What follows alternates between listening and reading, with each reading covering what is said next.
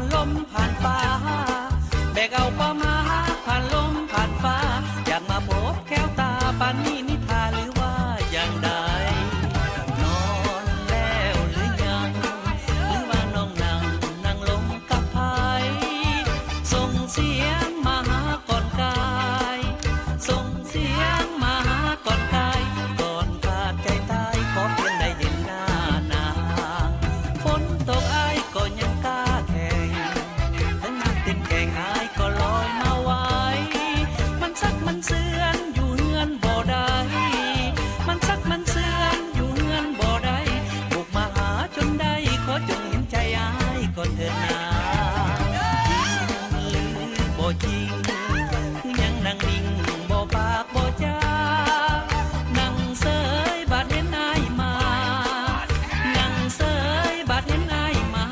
แล้วให้แล้วนาอายขอวิวากับน้อง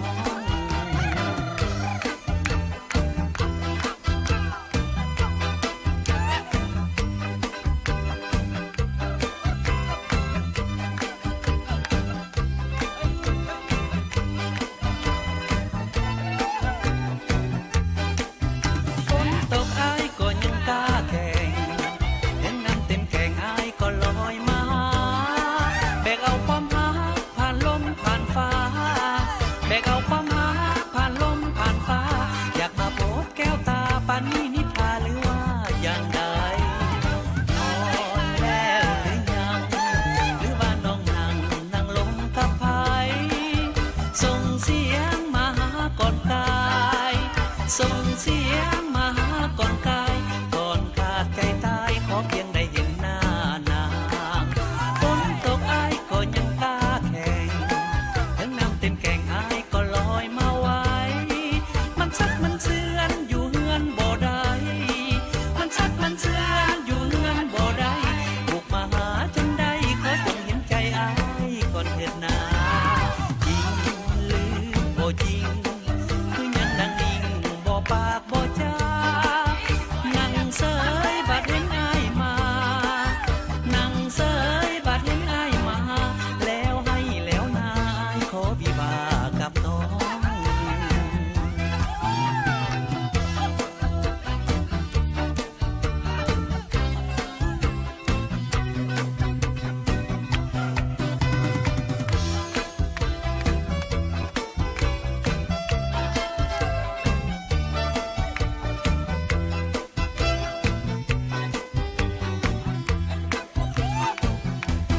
คนเขาสา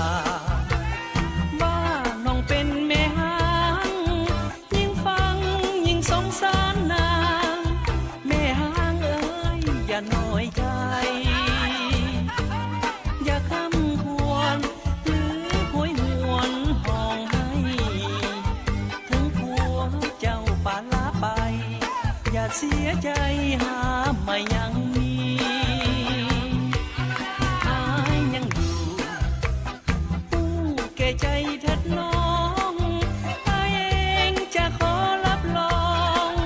ลูกสองอายก็ยินดีจะเลี้ยงดูจะอุ้มสู่เต็มที่จะเป็นผัวใหม่ที่ดีจะเป็นสามีที่ดีของเมียสิบน้ำตาเถิดนาอย่ามัวห้องไห้และตั้งแต่นี้ต่อไปไอ้จะบอกป่าให้น้องอ่อนเพลียจะช่วยเลี้ยงลูกปลูกฝังหามัน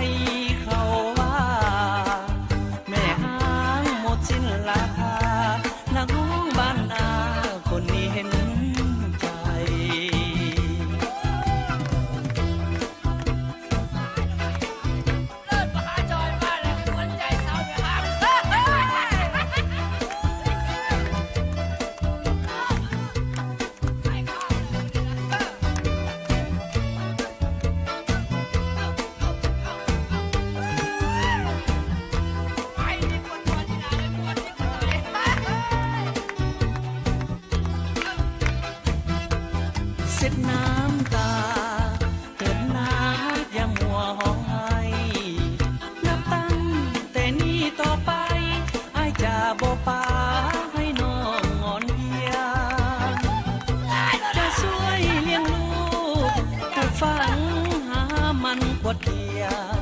จะหาเลี้ยงลูกและเมียบ่เสียดายแม้แต่สีวาถึงเขาสาว่าเจ้าเป็นแม่หางกะสร้างเถิดนะน้องนางแม่หางกะสร้างเถิดนา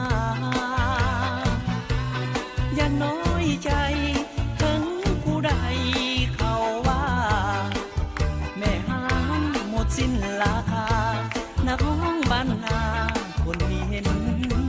ใจ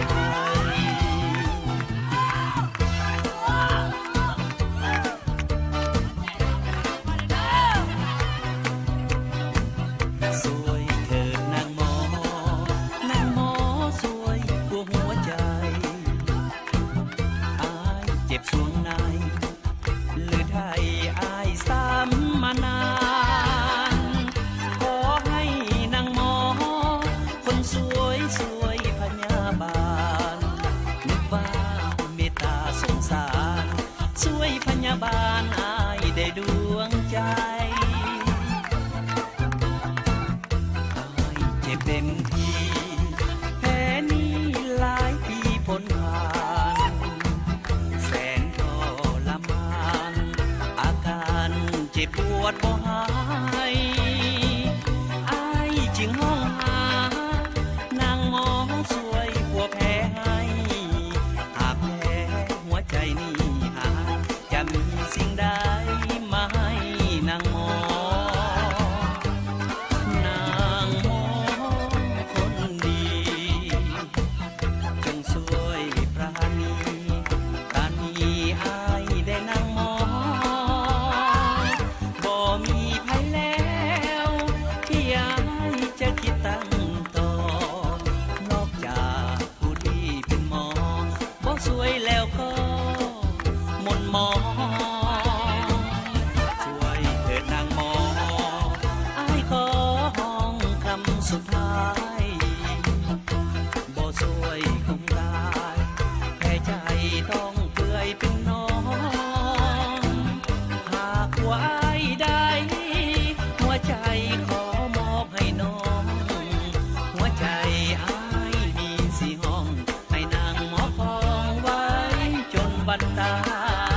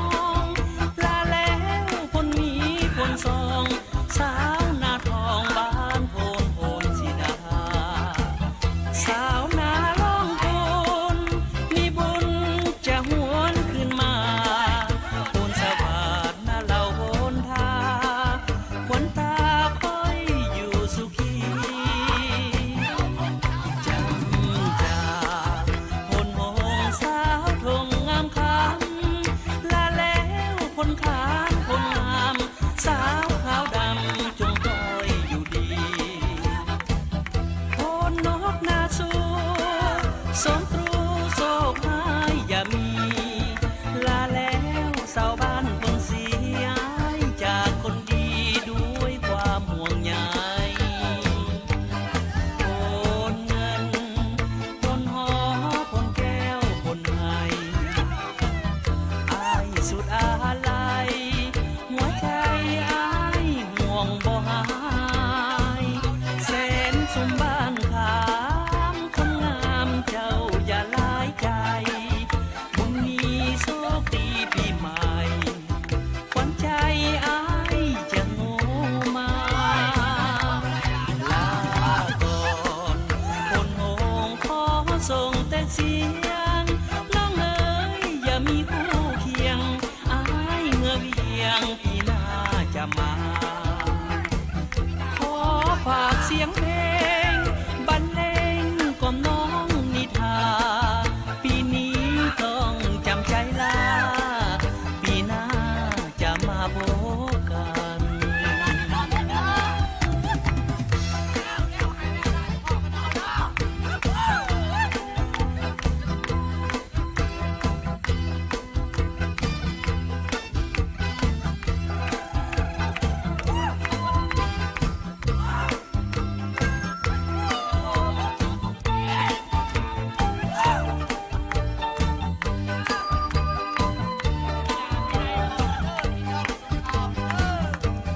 โอนเงินโอนหอโอนแก้วโอนไห้อายสุดอาลัยหัวใจอายห่วงบ่หาย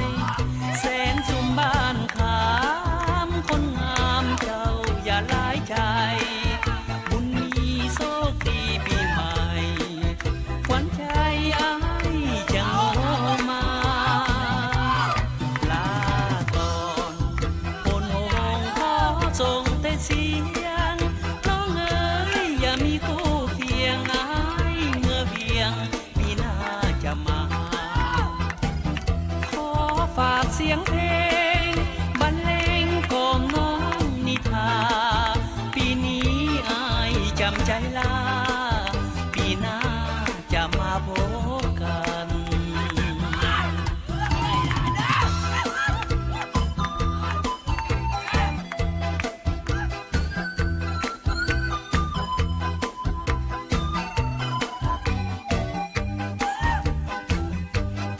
งามหลา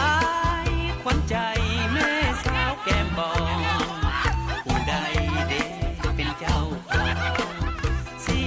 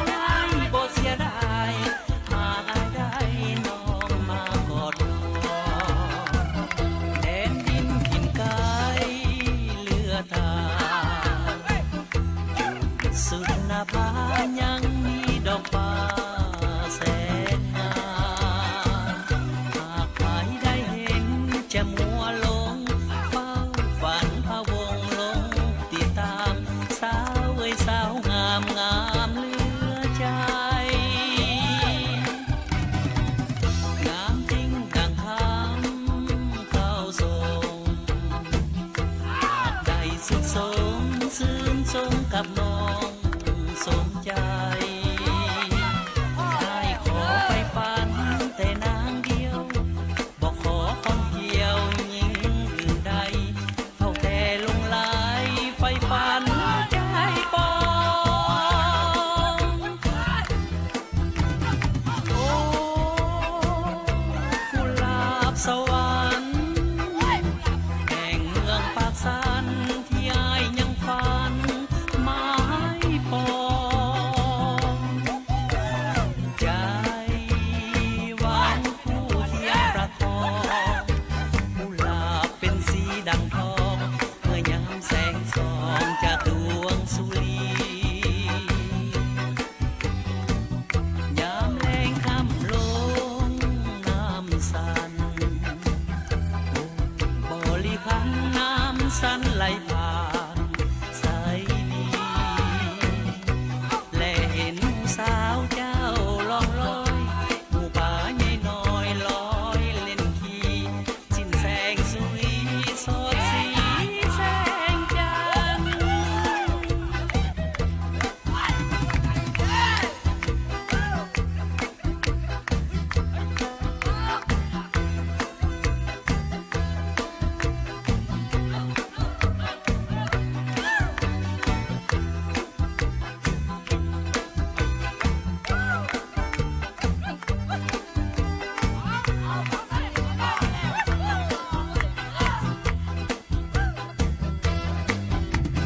โอ้กุหลาบสว